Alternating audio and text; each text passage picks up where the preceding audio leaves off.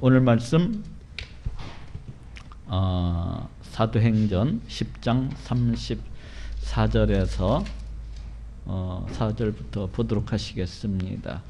베드로가 입을 열어 가로되 내가 참으로 하나님은 사람의 외모를 취하지 아니하시고, 우리가 지난 시간에는 이제 베드로가 그 보자기 환상을 보고 있을 때 고넬료가 보낸 사람들이 와가지고 하룻밤을 같이 유숙을 하고, 그 다음날 이제 가이사랴에 있는 그 고넬료 집에 이 베드로를 비롯한 고넬료가 보냈던 사람들과 또 요빠 2명의 형제와 함께 같이 이렇게 고넬료의 집에 갔던 것까지 이렇게 했었습니다.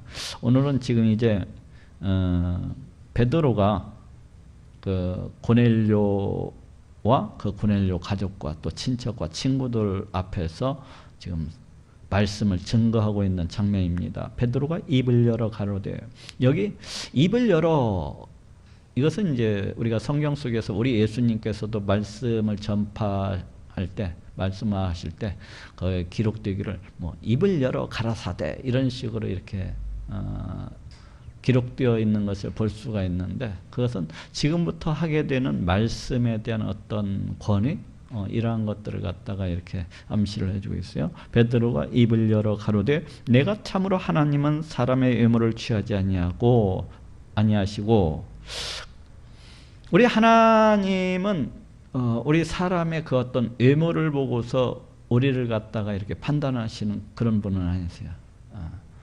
여기에서는 이제 두 가지 의미로서 이와 같이 쓰이고 있는데, 하나는 이제 뭐 이방인과 유대인, 그러니까 어떤 인종적인 어떤 구분, 이렇게 구분하시는 그런 분이 아니시라는 그런 의미도 가지고 있고, 또 하나는 어떤 종교적인 허례의식, 어떤 종교적인 형식주의, 거칠에, 우리 하나님이 이 마음도 없는, 그러니까 이 그냥 형식적인, 이 습관적인 이러한 그 예배를 갖다가 받으시는 분이 아니시라는 것입니다. 우리 하나님은 우리의 중심을 갖다가 보시는 분이에요.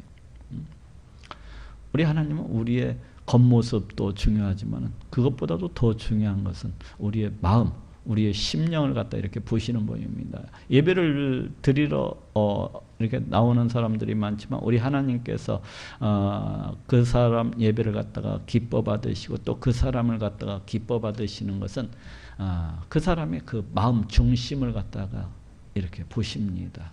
그 사람이 어떠한 생각을 가지고서 예배를 드리고 있는 것인가, 그 사람이 어떠한 마음으로 이 자리에 나와서 이렇게 찬양을 하고 있는 것인가, 이런 것들을 갖다가 보십니다. 우리 하나님은 다 우리 마음을 갖다 지으신 분이기 때문에 우리의 마음도 다 이렇게 보시는 분입니다. 그래서 우리가 예배를 드릴 때, 찬송을 드릴 때, 또한 말씀을 드릴 때, 기도를 할 때 가장 중요한 것은 우리 하나님께서 내 기도를 갖다가 들으시고 계시다는 거, 내 찬양을 갖다가 받으시고 계시다는 거, 그걸 갖다 항상 생각을 하면서 이렇게 기도를 하고 찬양을 해야 돼요. 그래서 저도 예배를 드릴 때 하나님 앞에서 항상 예배를 드린다는 생각으로 최선을 다하려고 그래요. 최선을 다해서 내 전 심령으로 우리 하나님을 높이려고, 내 마음이 뜨겁게 불타올라가지고 우리 하나님 앞에 나아가고자 이렇게 노력을 해요. 기도 드릴 때에도 역시 마찬가지로요.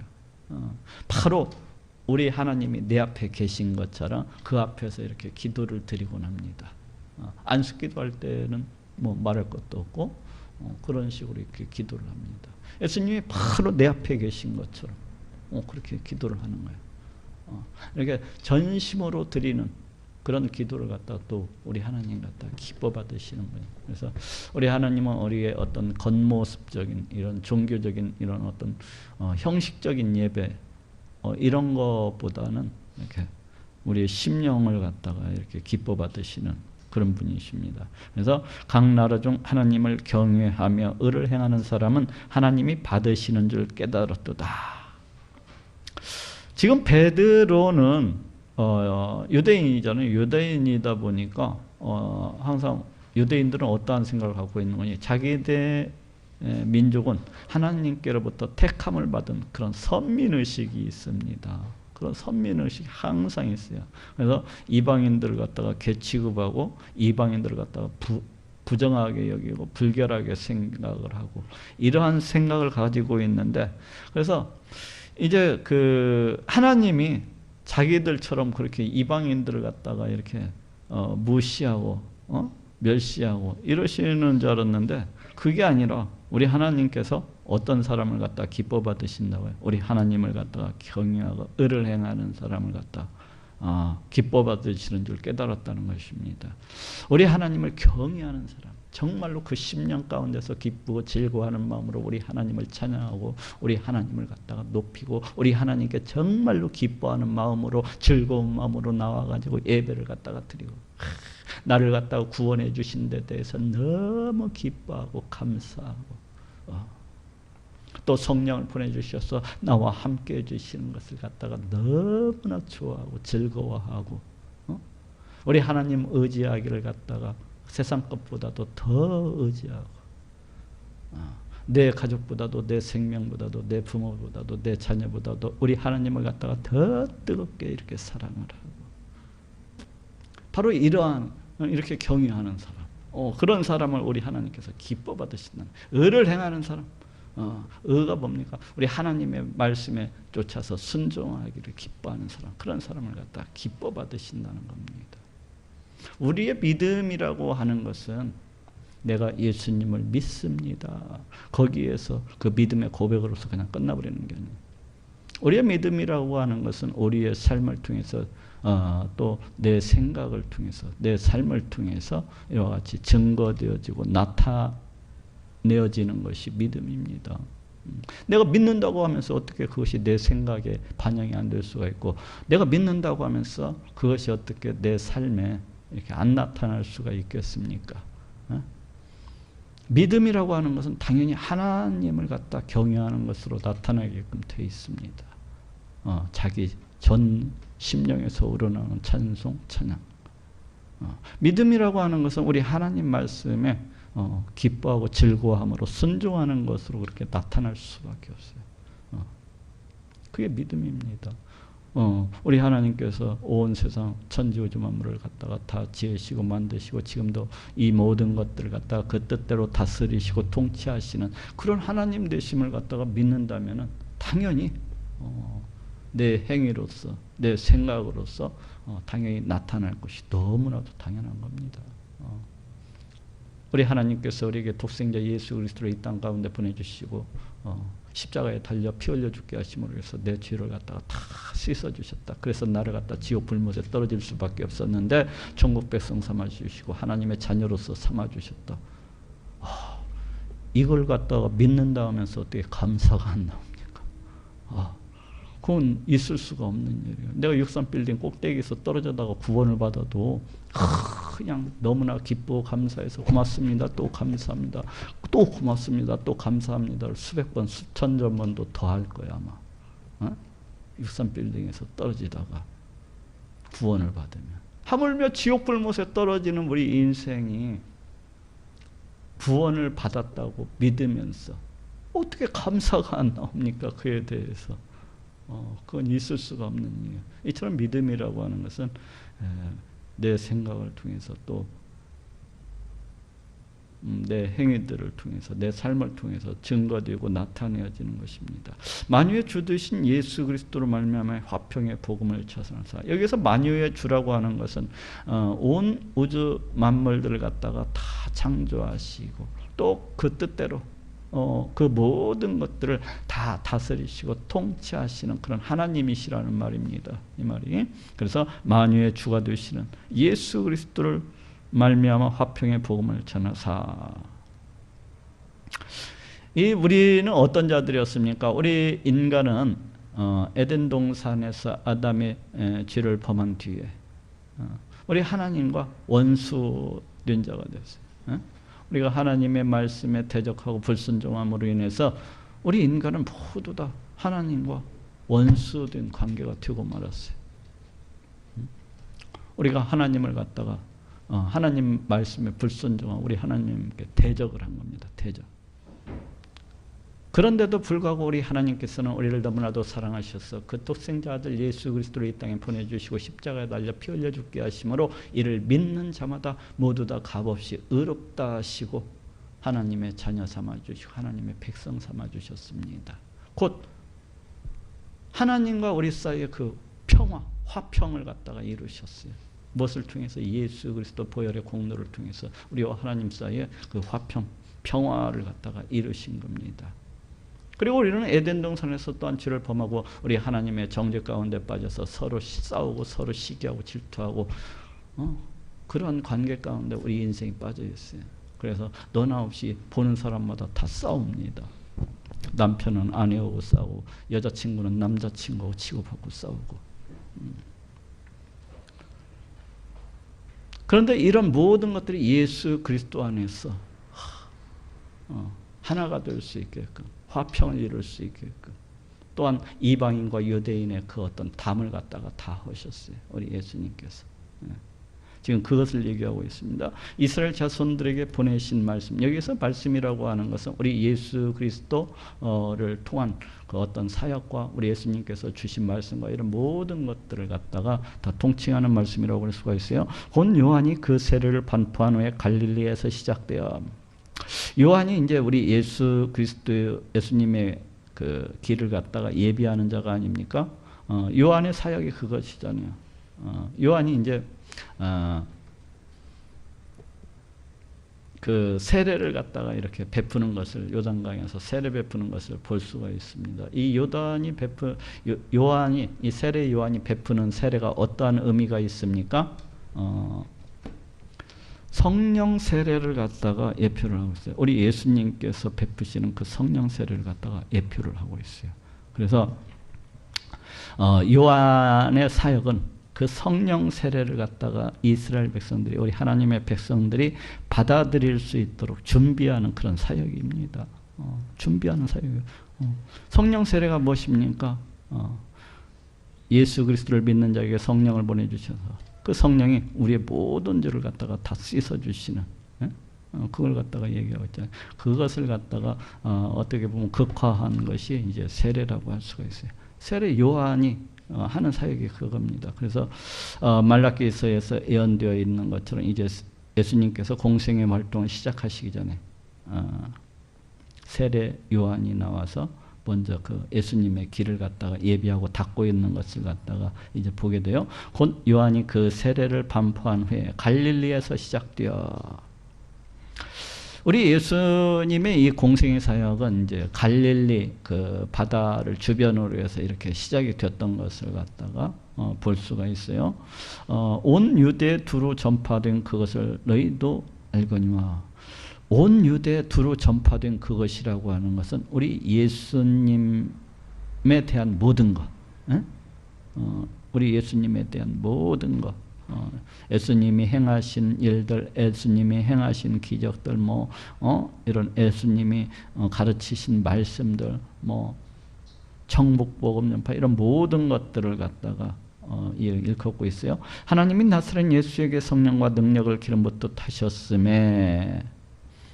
근데 여기 이제 우리 예수님을 갖다가 지칭할 때 꼭 나사렛 예수에게 이렇게 이런 나사렛이라는 단어가 꼭 우리 예수님 앞에 이렇게 많이 붙는 것을 볼 수가 있습니다. 그래서 이제 우리 예수님이 어린 시절에 이제 나사렛이란 동네에서 이렇게 자라나셨기 때문에 이제 1차적으로는 그렇게 나사렛 예수라고 그렇게 부릅니다. 그런데 이 낱말 속에는 또 하나의 의미가 있어요. 그것은 구약 성경에서 이 땅에 오시는 메시아가 많은 고난과 핍박을 갖다가 받고 이제 십자가에 달려 죽으실 것을 갖다가 그렇게 예언을 하고 있는데 많은 사람들에게 멸시받고 천대받는 그런 메시아로서 이제 구약 성경에서 그렇게 예언하고 있는 것을 볼 수가 있는데 우리 예수님께서 이제 나사렛 동네에서 그렇게 자라나심으로 해서 어떻게 불리게 됩니까? 나사렛 사람 이렇게 불리게 됩니다.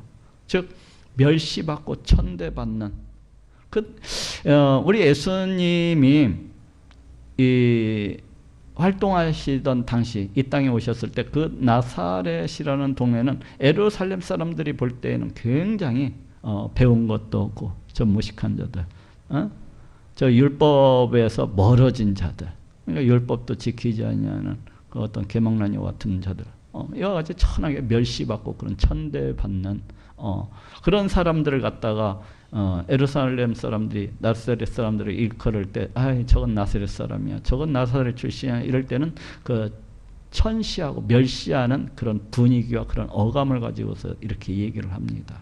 근데 이제 예수님은 그 나사렛에서 자라나셨기 때문에 그렇게 당연히 멸시받고 천대받는 사람으로서 이렇게. 그래서 우리 예수님이 이제 나사렛 예수 그럴 때는 구약 성경에 예언되어 있는 그 고난과 핍박을 받는 메시아. 그러니까 구약 성경에 예언되어 있는 바로 그 메시아라는 것을 갖다가 강조하고 있습니다. 고난받고 핍박받는 그 메시아. 하나님이 나사렛 예수에게 성령과 능력을 기름 붓듯 하셨음에 저가 두루 다니시며 착한 일을 행하시고, 이 착한 일이라고 하는 것은 이제 백성들을 갖다가 가르치고 깨우치고 또 천국 복음을 갖다가 선포하고 또 거기에다가 백성들의 그 연약함, 그러니까 위로도 하고 권면도 있겠지만은 어떤 질병들을 갖다가 고쳐주시는 것들을 갖다가 이제 포함을 하고 있습니다. 여기 착한 일을 행하시고 이 말씀에는 질병들을 갖다가 고쳐주신다든지 그 불치병들 갖다가 이렇게 이런 것들. 그 다음에 마귀에게 눌린 모든 자를 고치셨으니, 여기 마귀 이제 사탄을 말하죠. 마귀에게 눌린 모든 자를 고치셨으니, 어떻게 보면 1차적으로는 꼭 귀신 들린 자를 갖다가 이렇게 고치신 것, 축출하신 것을 갖다가 이렇게 말씀하시고 있다고 생각을 할 수가 있어요. 그렇지만 여기에서 이 말씀하시고자 하는 것은 사탄 마귀의 그 종로로 타는 그 우리 사람을 갖다가 예수님께서 자유케 하신 것을 갖다가 일컫고 있습니다. 근데 이제 저 우리 이웃교회 저 이단, 잘 알려진 저 이단교회에서는 이 말씀을 인용을 하면서 이제 모든 사람들이 들어오면은 귀신을 쫓습니다. 병을 고친답시고 세워놓고 귀신을 쫓는 거예요. 병을 고친다. 모든 병은 마귀가 준다고 믿는 거예요. 이 말씀 한 구절을 인용해서 모든 병은 그냥 마귀가 다 모든 병을 준다고 생각을 해가지고 이 말씀을 생각을 하면서 하고, 누가 아프다고 하면 무조건 귀신을 쫓습니다. 안 아프다고 해도 세워놓고 귀신을 쫓아요. 귀신이 있다면서 그 사람 안에. 그런데 병이라고 하는 것은, 질병이라고 하는 것은 에덴 동산에서 이제 아담의 죄를 범하고 그에 대한 정죄로서 이제 사망이 주어졌잖아요. 그 어떤 질병이라고 하는 것은 그 사망의 부산물과도 같아요. 그래서 누구나 이 땅에 태어나는 사람은 세월이 가면서 병이 들고 늙어가고 그러다가 죽습니다. 말씀대로. 누구나 다 그래요. 어떻게 보면 질병에 걸리는 것이 어떻게 보면 자연스러운 과정이라고 할 수가 있어요. 그래서 우리 하나님께서 이렇게 아담이 죄를 범하고 죄를 그 죄에 대한 정죄로서 사망이 주어졌기 때문에 이 질병이라고 하는 것이 어떻게 보면 굉장히 자연스러운 것이라고 할 수가 있어요.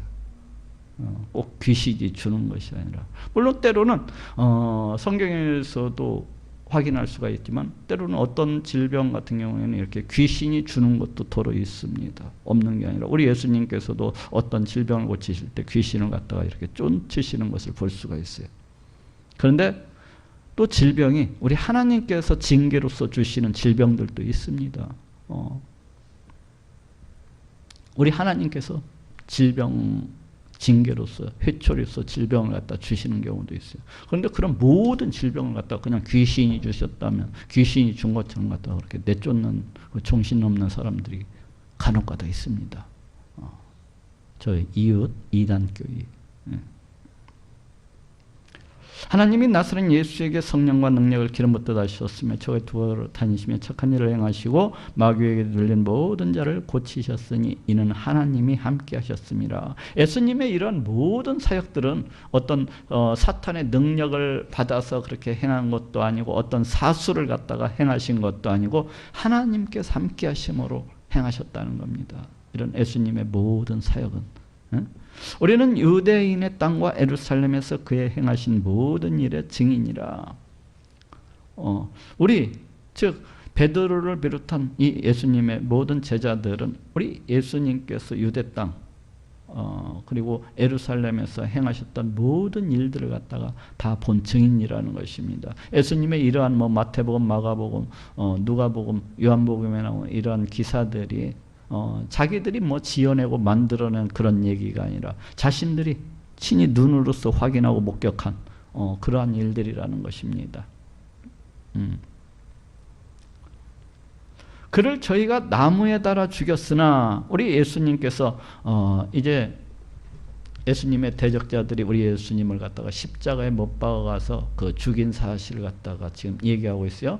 그를 저희가 나무에 달아 죽였으나, 근데 구약 성경에서 이 나무에 달아서 어떤 죄인이 죽는 것은 하나님께로부터 저주를 받아서 그렇게 죽는 것으로서 이렇게 여겼습니다. 저쪽 한번 찾아볼까요? 신명기서 21장 22절. 신명기서, 민수기, 신명기 21장 22절. 신명기서 21장 22절 부터 읽어볼게요. 사람이 만일 죽을 죄를 범함으로 네가 그를 죽여 나무 위에 달거든 그 시체를 나무 위에 밤새도록 두지 말고 당일에 장사하여 네 하나님 여호와께서 네게 기업으로 주시는 땅을 더럽히지 말라. 나무에 달린 자는 하나님께 저주를 받았음이니라. 지금 이렇게 말씀하고 있죠. 나무에 달린 자는 우리 하나님께 저주를 받은 자라고 이렇게 말씀을 하고 있어요. 이 말씀을 인해서 모든 유대인들은 그 나무에 이렇게 달려서 죽은 자는 우리 하나님께 저주를 받아서 죽은 자라고 그렇게 여겼습니다. 우리 예수님께서 어디에 달려 죽으셨어요? 바로 나무에 달려서 그렇게 죽으셨습니다. 그것은 우리 예수님께서 하나님의 저주를 받아서 죽은 자라는 거예요. 근데 우리 예수님은 자기의 죄가 없으신 분이에요. 우리 예수님은 죄가 없으신 분이에요. 근데 왜 이렇게 저주를 갖다가 받으시고 죽으신 것입니까? 우리의 모든 죄를 대신 짊어지시고 대신 저주를 받으신 것입니다. 저주를 대신에 감당하신 거예요. 그것을 갖다가 말씀을 하고 있어요. 그를 저희가 나무에 달아 죽였으나 하나님이 사흘 만에 다시 살리사 나타내시되. 우리 하나님께서 이와 같이 이제 우리 예수님께서 십자가에 달려 피 흘려 죽으셨는데 이제 장사한 지 3일 만에 우리 하나님께서 다시 살리셨다는 것입니다. 그리고 나타내시되, 이것은 부활하신 그 모습을 갖다가 많은 사람들 앞에 이렇게 나타내신 것을 갖다 이 얘기를 해요. 근데 이때 약 500여 명이나 되는 그런 많은 사람들이 우리 예수님의 이 부활하신 모습을 갖다가 목격을 했다고 그렇게 증거를 하고 있습니다. 모든 백성에게 하신 것이 아니요, 우리 예수님께서 부활을 하신 모습을 나타내셨는데 모든 백성들이 다 보도록 이렇게 나타내신 것은 아니라는 거예요. 무슨 얘기인가 하면은 예루살렘에 있는 많은 사람들한테 이렇게 나타내 보이신 것이 아니라는 거예요. 우리 예수님께서는 많은 사람들 앞에, 또 왜 예수님께서 그 많은 사람들 앞에 이렇게 보이지 아니하시고 일부 특정의 사람들한테만, 성경이 얘기하면 한 500여 명 되는 사람들한테만 그 모습을 나타내셨을까요? 그것은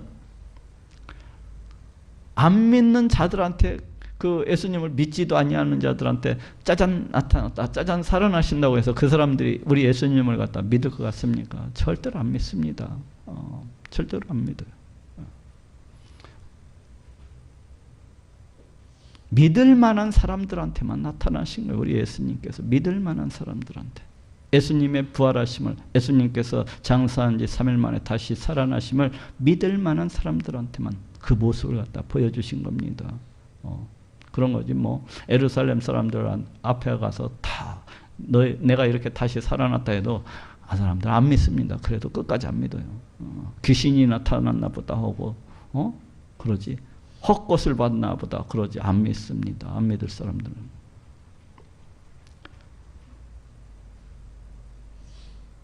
하나님이 사흘 만에 다시 살리사 나타내시되 모든 백성에게 하신 것이 아니요 오직 미리 택하신 증인 곧 죽은 자 가운데서 일어나신 후 모시고 음식을 먹은 우리에게 하신 것이라. 우리 하나님께서 저쪽 고린도서에서는 그 500여 명 되는 그 형제들 가운데 일시에 이렇게 나타나셨다고도 기록을 하고 있어요. 근데 여기에 오직 택하신 증인 곧 죽은 자 가운데서 일어나신 후 모시고 음식을 먹은 우리에게 하신 것이라.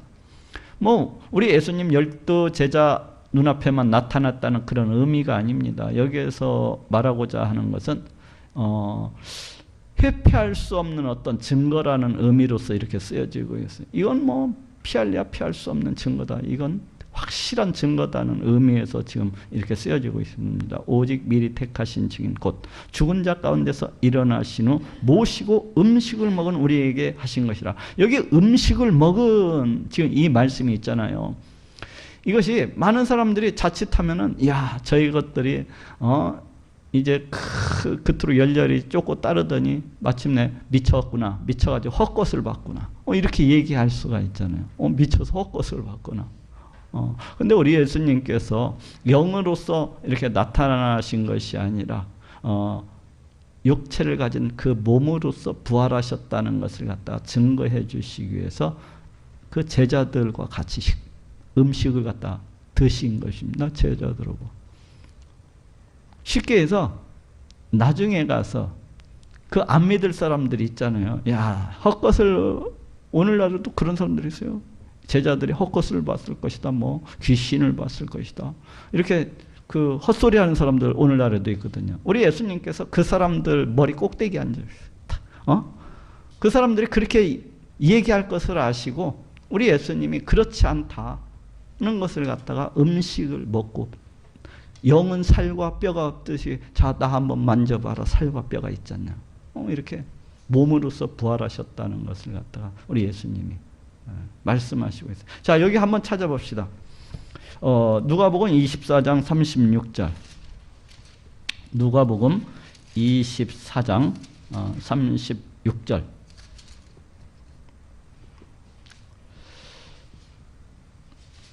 누가복음 24장 36절부터 이 말을 할 때 예수께서 친히 그 가운데 서서 가라사대 너희에게 평강이 있을지어다 하시니 저희가 놀라고 무서워하여 그 보는 것을 영으로 생각하는지라. 제자들이 지금 예수님께서 부활하시가지고 딱 눈앞에 나타나니까 영으로서 이렇게 생각을 하는지라. 예수께서 가라사대 어찌하여 두려워하며 어찌하여 마음에 의심이 일어나느냐. 그러니까 이 제자들이 자기들이 보고 있는 것이 혹시 환영은 아닌가 그러면서 자꾸 마음 가운데 이렇게 의심을 하니까 네 손과 발을 보고 내 손과 발을 보고 나인 줄 알라. 또 나를 만져보라. 영은 살과 뼈가 없으되 너희 보는 바와 같이 나는 있느니라. 이 말씀을 하시고 손과 발을 보이시나 저희가 너무 기쁘고 이려 믿지 못하고 기이 여길 때 이르시되 여기 무슨 먹을 것이 있느냐 하시니 이에 구운 생선 한 토막을 들이며 받아서 그 앞에서 잡수시더라. 그 제자들이 그 혹시 환영이 아닐까 이렇게 의심을 하니까 그 자리에서 떡을 달라. 뭐 먹을 것이 없느냐 하니 떡을 주니 생선 한 토막을 주시니까 그 자리에서 이렇게 잡수시고 계신 것을 볼 수가 있어요. 또 한 군데 찾아봅시다. 요한복음 맨 마지막 장 21장 9절서부터 한번 봅시다. 요한복음 21장 9절서부터 육지에 올라보니 숯불이 있느니 그 위에 생선이 놓였고 떡도 있더라. 예수께서 가라사대 지금 잡은 생선을 좀 가져오라 하신대. 우리 예수님께서 이제 부활하신 뒤에 제자들 앞에 이렇게 다시 나타나시는 장면을 갖다 기록하고 있습니다. 예수께서 가라사대 지금 잡은 생선을 좀 가져오라 하신데 시몬 베드로가 올라가서 그물을 육지에 끌어올리니 가득히 찬 큰 고기가 153마리라. 이같이 많으나 그물이 찢어지지 아니하였더라. 예수께서 가라사대 와서 조반을 먹으라 하시니 제자들이 주는 줄 알고 주신 줄 아는 고로 당신이 누구냐 감히 묻는 자가 없더라. 예수께서 가셔서 떡을 가져다가 저희에게 주시고 생선도 그와 같이 하시니라. 지금 여기도 우리 예수님께서 제자들 가운데 이렇게 나타나셔가지고 그 아침 식사 그 조반을 갖다가 이렇게 챙겨주시고 있는 모습을 갖다가 볼 수가 있는데, 여기 보니까 그 우리 교회 이름하고 우리 교회 이름하고 아주 친근한 구절이 여기 나오죠. 시몬 베드로가 올라가서 그물을 욕지에 끌어올리니 가득히 찬 큰 고기가 153마리라 153마리라. 이 구절을 보니까 굉장히 반가운 마음이 들어요. 이 구절을 보니까 엄청 반가운 마음이 듭니다. 이 153이라고 하는 숫자는 정삼각수라고 그렇게 읽었습니다. 즉 제가 이것을 갖다가 설명을 하면 좋겠지만은 어쨌든 정삼각형을 이루는 수예요. 1, 2, 3, 4, 5, 6 이런 식으로 1, 2, 3, 4, 5, 6, 7, 8, 9, 10 이렇게 해서 정삼각형이 이렇게 나타나잖아요. 그게 이 17번째 정삼각수입니다. 153이라는 숫자가. 그리고 또 이 숫자가 또 재미있는 것이 트리플 큐브 넘버라고 합니다. 굉장히 유식한 소리처럼 들리는데 이것은 무슨 말인 거니? 세제곱, 그러니까 153, 1의 세제곱, 5의 세제곱, 3의 세제곱 이걸 갖다가 더하면 153이 나옵니다. 1의 세제곱 더하기 5의 세제곱 더하기 3의 세제곱 이꼬르 153이 딱 나와요. 이걸 갖다가 트리플 큐브 넘버라고 합니다. 그런데 보통 성경에서 세제곱을 이제 도형으로서 이렇게 나타내게 되면은 정육면체 도형을 갖다가 이렇게 나타냅니다. 즉 1 곱하기 1 곱하기 1 이렇게 정육면체 도형. 예? 그걸 나타내고 2 곱하기 2 곱하기 2, 3 곱하기 3 곱하기 3 이런 식으로 해서 이 세 제곱은 정육면체를 갖다가 나타내요. 근데 하나님께서 주셨던 이 성막 있죠. 거기 지성수가 정육면체를 갖다가 이렇게 이루고 있는 것을 볼 수가 있어요. 정육면체. 그 정육면체를 갖다가 이루고 있는 것을 볼 수가 있습니다. 그래서 보통 세제곱의 수는 성경에서 거룩함을 나타내는 수예요. 거룩함. 지성수가 얼마나 거룩합니까? 그러니까 거룩함을 갖다가 나타내는 수입니다. 그런데 지금 153이라는 숫자는 세제곱이 1의 세제곱, 5의 세제곱, 3의 세제곱. 거룩함이 몇 번 있어요? 3번 있잖아요. 3번이 들어가 있어요. 그러니까 그냥 거룩한 게 아니라 조금만 거룩한 게 아니라 지극히 거룩한 숫자예요. 지극히 거룩한 숫자. 근데 히브리어 이 알파벳은 다 숫자 값을 가지고 있습니다. 알파벳마다 다 숫자 값을 가지고 있는데 거기 보면은 하나님의 아들들 이 문자를 갖다 히브리어로 이렇게 써놓고 그 숫자 값을 더하면은 153이 또 그렇게 나와요. 그런데 예수님 당시에 이 기독교인들이 많은 핍박을 갖다가 당했습니다. 수많은 사람들이 핍박을 갖다가 당했어요. 딱 예수님을 믿는다고 하면은 핍박을 당하는 거예요. 그래서 이 기독교인들이 서로 주고받는 사인으로서 물고기를 갖다가 사용했던 것을 볼 수가 있어요. 물고기를. 그래갖고 어디에 가서 사람을 딱 만나면은 어떤 사람이 물고기 절반을 갖다 탁 그립니다. 이렇게. 그러면 처음 보는 사람은 모르잖아요. 근데 기독교인들은 그 위에다가 또 물고기를 갖다가 탁 그래가지고 물고기를 갖다가 나타내요. 한 사람이 이렇게 사인하면 또 그 사람이 이렇게 해갖고 서로 사인을 주고받는 거예요. 당신도 믿는 형제였군요. 나도 기독교 같은 예수님을 믿는 형제입니다 하고 그런 사인을 갖다가 이렇게 나타내는 표식으로서 물고기 문양을 갖다가 이렇게 그려서 서로 주고받았던 것을 볼 수가 있어요. 근데 지금 베드로한테 그 그물을 던지라고 하는 사람이 누굽니까? 우리 예수님이잖아요. 우리 예수님 베드로고 야 오른편에다 그물을 던지라 해서 촥 던졌더니 150마리도 아니고 151마리도 아니고 152마리도 아니고 153마리더라. 151마리만 돼도 150마리만 돼도 정삼각수가 절대로 될 수가 없어요. 그죠? 그리고 트리플 큐브 넘버가 절대로 나올 수가 없어요. 근데 딱 던지고 나서 쉬어보니까 153마리더라. 아, 너무 신기하잖아요. 지극히 거룩한 숫자가 나온 거예요.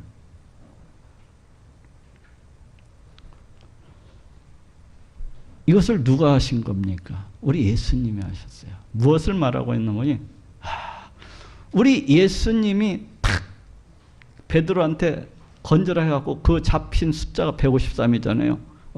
예수님께서 이 천지 온 우주 만물을 다스리고 통치하시는 성자 하나님이시라는 것을 갖다가 그 속에 담고 있습니다. 예? 탁 해서 그냥 151마리가 나온 게 아니라 153마리. 우리 예수님께서 하셨다는 거예요. 예수님이 누구시냐? 이 온 우주 만물을 다스리고 통치하시는 성자 하나님이시라는 것을 그 말씀 가운데 153이라는 숫자 가운데 그대로 담고 있는 겁니다. 그래서 우리 예수님께서 무엇을 지금 베드로한테 명령을 하고 있습니까? 물고기를 갖다가 잡으라는 겁니다. 복음을 갖다가 전파하라는 겁니다. 그것을 갖다가 복음을 전파하라는 그 명령을 시각적인 이미지를 통해서 그와 같이 보여주고 계신 거예요. 명령을 하고 계신 거예요. 너희 베드로야, 네가 복음을 전파하라. 가서 물고기를 잡으라는 겁니다. 물고기를 잡으라는 거예요. 좀 전에 그 한 가지 빼먹었는데 이 물고기를 헬라어로 익투스라고 그렇게 부릅니다. 근데 이것은 예수 그리스도 하나님의 아들 구세주, 이것의 머리 글자를 앞에 있는 머리 글자를 갖다가 따서 합산해 놓으면 익투스라는 그런 글자가 나요. 그게 바로 물고기입니다. 그래서 우리 예수님이 지금 베드로한테 가서 그물을 던져라, 물고기를 이렇게 선교 명령이라고 할 수가 있어요. 우리 예수님께서 우리 제자들한테, 그 제자들한테 주시는 복음 전파 명령이라고 할 수가 있습니다. 이 이미지는 지금 이야기하다가 153이라는 숫자를 보니까 눈이 확 갑자기 커지면서 지금 다른 방향으로 한참 빠져나왔어요. 자, 다시 사도행전으로 돌아갑시다.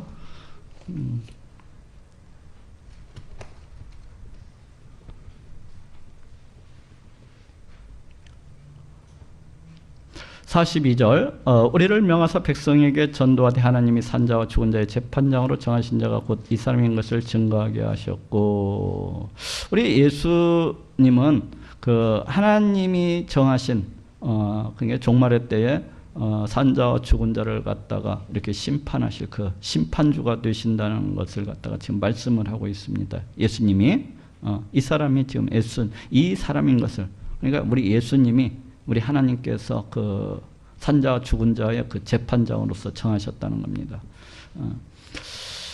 저에 대하여 모든 선지자도 증거하되 저를 믿는 사람들이 다 그 이름을 힘입어 죄사함을 받는다 하였느니라. 그러니까 구약에 있는 모든 선지자들이 우리 예수님에 대해서 증거를 했는데 어떻게 했는 거니? 우리 예수님을 믿으면 다 그 이름을 힘입어. 이름이라고 하는 것이 무엇을 말합니까? 존재, 성품, 사역, 뭐 이런 속성, 이런 것들을 갖다가 이야기하고 있잖아요. 그래서 우리 예수님의 어떤 사역을 힘입어서 죄사함을 받는다 하였느니라, 이 의미거든요. 자, 거기도 한번 한 군데만 한번 찾아봅시다. 이사야서 33장 24절. 이사야서 33장 24절. 이사야서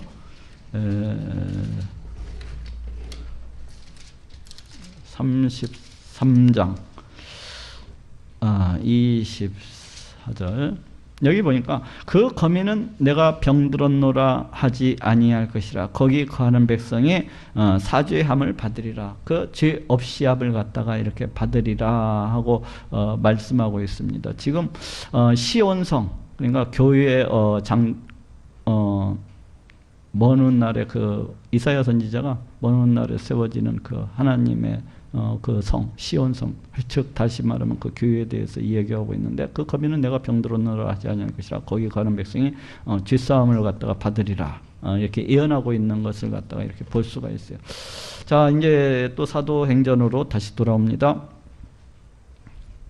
베드로가 이 말 할 때에 성령이 말씀 듣는 모든 사람에게 내려오시니, 이 말을 할 때에, 지금 여기에서는 이 말을 할 때에, 그러니까 말씀을 이렇게 전하고 있는 도중에, 그러니까 말씀이 다 끝마쳐지기도 전에 이 성령이 말씀 듣는 모든 사람에게 내려오시니, 이와 같이 이야기를 하고 있는데, 저쪽 1 장 더 넘기보면은 사도행전 11장 15절 거기 보면은 한 장만 넘겨보면은 거기는 이렇게 나오고 있어요. 내가 말을 시작할 때 성령이 저에게 임하시기를. 여기는 말을 시작할 때에, 베드로가 내가 말을 시작할 때 성령이 저희에게 임하시기를 처음 우리에게 하신 것과 같이 하신지라. 이제 성령이 그 임하시는 그 시기에 대해서 사도행전 11장에서는 베드로가 막 말을 갖다가 시작할 때 성령이 이렇게 임한 것으로 이렇게 나오고, 여기 10장에서는 베드로가 이 말을 할 때, 즉 베드로가 설교하고 있는 그 중간에 이렇게 성령이 임하시는 것으로서 이렇게 나타나고 있어요. 그런데 이것은 두 말씀을 갖다가 합쳐서 볼 때 이제 베드로가 말씀을 막 전하기 시작하면서 성령이 이렇게 임하기 시작하고, 말씀을 전하면 전할수록 더욱더 강력한 어떤 성령의 임재가 임재 증거가 나타났던 것이 아닌가 하는 생각이 들어요. 베드로가 이 말할 때 성령이 말씀 듣는 모든 사람에게 내려오시니, 성령은 우리 눈에 보입니까? 안 보여요, 우리 눈에. 그럼 여기에서 성령이 말씀 듣는 모든 사람에게 내려오시니, 이것은 어떻게 알았을까요? 그것은 사람들 가운데 그 어떤 그 성령의 어떤 은사 같은 것들이 막 나타났다는 겁니다. 뭐 가령 방언이라든지 뭐 이와 같은 것들이 나타났겠죠. 성령이 말씀 듣는 모든 사람에게 내려오시니, 이 성령이 임하시는 것을 보면 오순절 때에는 마가다락방에서 그 수많은 사람들이 일심으로 그 다 같이 모여서 기도할 때 이렇게 임했었던 것을 볼 수가 있고, 또 어떤 경우에는 또 안수를 통해서 성령이 임하는 경우가 도 있었고, 그런데 또 여기에서는 말씀을 듣는 중에 이와 같이 성령이 임하는 것을 갖다가 이렇게 볼 수가 있습니다. 이것은 어느 정해져 있는 것이 아니에요. 정해져 있는 것이 아니에요. 베드로와 함께 온 할례 받은 신자들이 이방인들에게도 성령 부어주심을 인하여 논라니, 이 정통 유대 기독교인들, 그러니까 베드로를 쫓아왔었던 이 유대인들이, 야, 이방인들도 이 성령 받는 것을 보고 깜짝 놀라면 자기들만 택하신 선민인 줄 알고, 자기들만 우리 하나님의 택하신 백성인 줄 알고 있다가, 그 이방인들도 이 성령 부어주심을, 이 이방인들한테 막 성령이 임하시는 것을 보고 깜짝 놀라는 겁니다. 성령이 임한다는 것이 어떤 의미가 있습니까? 그것은 하나님께서 이방인들을 갖다가 그 이방인들의 모든 부정한 것들, 더러운 것들, 불결한 것들을 갖다가 다 씻어주시고 우리 하나님의 백성 삼아주시고 하나님의 자녀 삼아주셨다는 그런 증거잖아요. 성령님께서 이방인들과 함께 하신다는 것은. 그래서 깜짝 놀라는 건 자기들만 그 택하신 선민인 줄 알았는데 그게 아니라 이방인도 하나님이 그와 같이 놀라운 역사를 갖다 행하시는 것을 보고 너무나 놀랍니다. 이는 방언을 말하며 하나님 높임을 들음이로라. 그 위에서 이제 성령이 말씀 듣는 모든 사람에게 내려오시니 어떻게 알았는 거예요? 이는 방언을 말하며 하나님 높임을 들음이라. 아무래도 방언 찬송을 이렇게 한 것이 아닌 것이고 방언으로. 저도 방언 찬송하는 것을 이렇게 들어본 적이 있는데, 예전에 저 어디 기도원을 가니까 참 신기하더라고요. 두 자매가 앉아가지고 방언 찬양을 하는데요.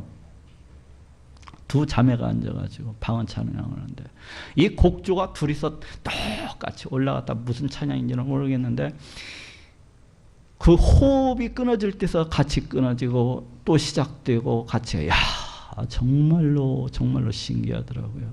신기하고 한참 바라보면서 너무 신기해서 한참 동안 바라봤었는데, 방언으로서 그렇게 찬양을 하는데 두 자매가 30분, 40분, 1시간 가까이 막 그렇게 끊이지 않고 방언 찬양을 둘이서 합창을 하듯이 그렇게 하더라고요. 정말로 신기하더라고요. 정말로 신기하더라고요.